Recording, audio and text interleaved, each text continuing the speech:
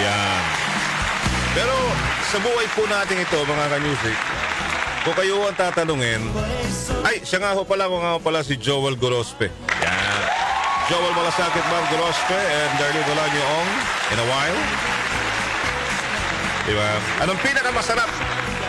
Yan, pinakamasarap no? Anong pinakamasarap gawin? Yung may pangkalusugan package. At masarap gawin, Kenny Gacosta. Anong masarap gawin? Yung isa sa pinakamasarap gawin ng isang tao na may na ikagagalak mo, ikagaganda ng iyong kalusugan. Magbakasyon. Yes, Ian. Ano kayo? Wag ko munang sabihin, no? God is good. Hindi. Napagalaman ko lang na isa pala sa the best na ginagawa na yatay at nakakapagpa... Ano ba yun? Sabi ni Tessa Gonzalez, rejuvenate ba yun? Rejuvenate. Yan. Nakakapag-refresh. Diba? Alam ba kung ano? Matulog. Tama? Amen ba yun? Matulog. Kasi, kapag ikaw ay nakatulog, at maganda ang tulog mo, anong kalalabasan po nun? Diba? Fresh na fresh ka, tama? Diba? Pag yung deep ang tulog mo, deep, 8 hours ang tulog mo, as in super deep ang tulog mo. Pagising mo sa umaga, diba parang positive na positive, diba? Parang pagising mo, diba? Parang feeling, naka-smile ka, diba? Ganun. Pero kabaliktaran yan, kapag ikaw ay problematic, mga ka-music, di ba? Kapag ikaw ay masyadong problematic, marami kang iniisip, pati problema ng iba, pinoproblema mo na. So, sabi nga nila, napakahirap po matulog, no? Dahil diyan, of course, syempre, di ba? The opposite, ganun din. Tama? Ano mangyayari sa'yo? Mapupuyat ka. Mangingitim yung ilalim ng mata mo. Magkakaroon ka ng eye bags. Tama? Apektado ang kalusugan mo. Pwede kang mataas ang BP. Tatamaan yung mga organs mo. Diba? Kapag ikaw ay walang tulog. Walang halos tulog. Sinasabi ho sa atin, the same daw ho yan sa pang-spiritual ho nating pamumuhay. Diba? Sabi nila, for many people, spiritual rest is something parang alien or foreign po sa kanila. Spiritual rest. Have you heard of that? Narinig nyo na ba yun, mga nanay at tatay? Mga kapatid, narinig nyo na ba yung sinasabi nilang spiritual rest? Diba? Parang naalala ko tuloy yung kanta ni Basil Valdez Yung lift up your hands. Life is not at all that bad, my friends.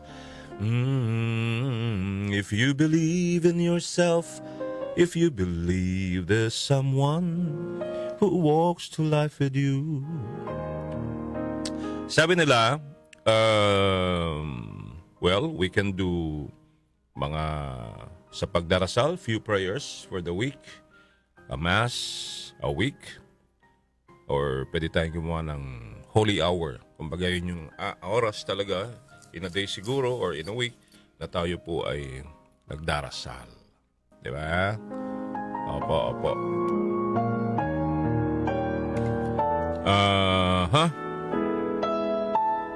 Pero sabi nila, kung ganun lang ang gagawin daw ho natin, at hindi natin gagawin yung tinatawag ho nilang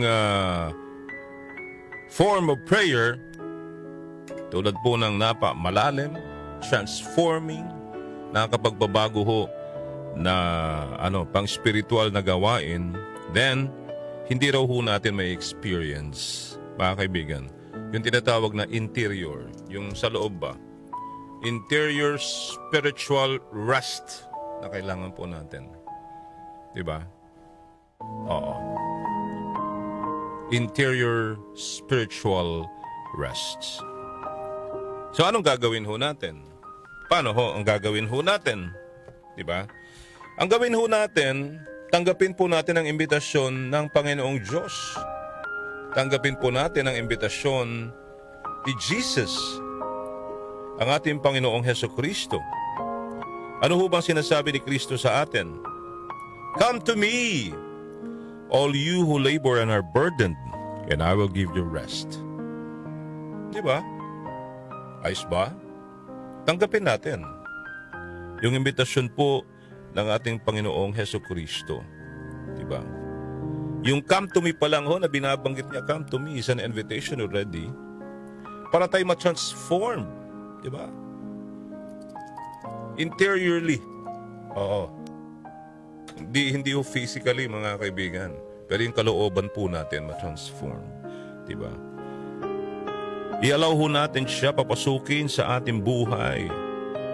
Oo, para matanggal yung mga burdens, yung mga extra baggage, yung anumang dahilan ng ating pong kalungkutan, ng ating pong dahilan ng pagkabagabag. Diba? Dahilan bakit hindi tayo makatulog sa gabi sa dami ho ng ating iniisip. Na para bagang nag-iisa lang tayo sa buhay at yung salita bagang sinasabi ho madalas. Diba? Na para ho tayong pinagbagsakan ng langit at lupa. Yun. Lalo na sa matatanda, uso yung dyan yung depression. Uso yung yung pag nakaramdam ng ganun alone na alone ang dating. Di po ba?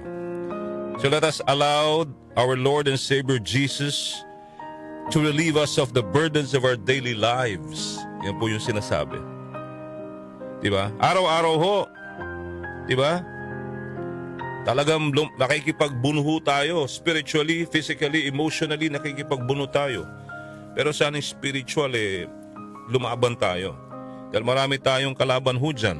If we talk about spiritual, na pamumuhay, di ba? Nandyan po yung temptation, tukso, confusion. Isa nagdadalawang isip tayo. Totoo bang may Diyos? Totoo ba yan? Tinutulungan ba niya talaga tayo? Kasi hindi ko nararamdaman. Hindi mo nararamdaman kasi wala sa puso mo. Yun. Diba? Marami tayong kalaban, disappointment sa buhay, konting kibot, napahiya ka, ayaw mo na, na-discourage ka na. Diba? Bumibigay ka na. Galit, yan, isa pa yan. At marami pang iba. Hindi nyo napapansin yung sarili nyo, konting kibot, galit. Kasi bakit? Dahil ano ba? Dahil siguro sa nawawala ng pag-spiritual na pamumuhay mo Di ba? Nababalot ka na ng kadiliman sa buhay. Di ba? Hay, grabe ho ang laban dito po sa ibabaw ng lupa. Like I've said before, it's like a war zone between good and evil. Yes. At napakarami ho mga kasinungalingan ng dinadala ho ng kadiliman. Di ba? Ang dami ho. Tinahunin nyo. Mamili kayo, magbasa ng Biblia o manood po sa social media ng mga YouTube. Ano ba? Yung mga video. 'Di ba? Mas pinipili natin yung manood po ng yung mga kung ano po yung nakakatawa, mga kung ano nasa social media, 'di ba? Opo, yung mga walang kakwenta-kwenta mga bagay, no? Oo. Pero yung pang-spiritual ho natin, nakakalimutan po natin 'yan. Amen ba 'yun? Amen! Sorry pero yun po yung totoo. Mas gusto natin yung natatawa tayo, kahit nagmumura, naglolokohan, nagbabastusan, di ba? Yung sumasayaw pa kending-kending na babaeng yung short po ay hanggang sa puwitan. Hindi po ba? Tama ba ako? Baka gusto natin, di ba?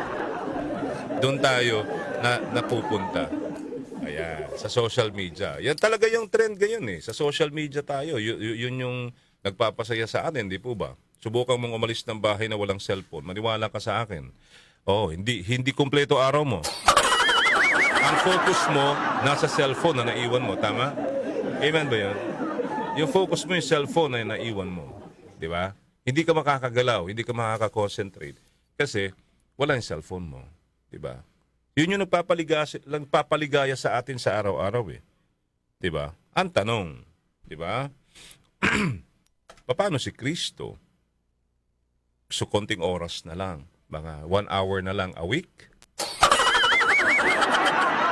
O kung naisipan na lang muna. Diba? Aminin natin, huwag tayo masyadong hindi. Totoo naman yun eh. Ipokrito ho magsasabing hindi. Diba? O, karamihan po sa atin, o mas marami ho sa atin, mas nag-i-enjoy tayong manood ng mga pakendeng-kendeng at mga nakakatawang mga pelikula o anumang mga nasa social media kaysa po basahin ang salita ng Diyos. Sorry bato-bato sa langit, ang tama ay wag magalit. Okay, so sana ho tanggapin natin to, lalo na today, it's Christmas season, no? I hope and I pray that tanggapin natin ang invitasyon ni Kristo, the invitation of Christ to come to Him with kung ano man po tayo, di ba? I-surrender ho natin lahat, di ba? Lahat po ng mga na-i-encounter natin each and every day. Di ba? Anumang klase po yan, i-surrender po natin sa Kanya. For us, sabi nga, spiritually, imakamtan po natin yung hinihingi po nating peace of mind. Di ba? Peace of mind. Ibigay po natin lahat sa Kanya. Alright? So, for today, alas 6:15 na ho ng umaga, araw po ng Lunes.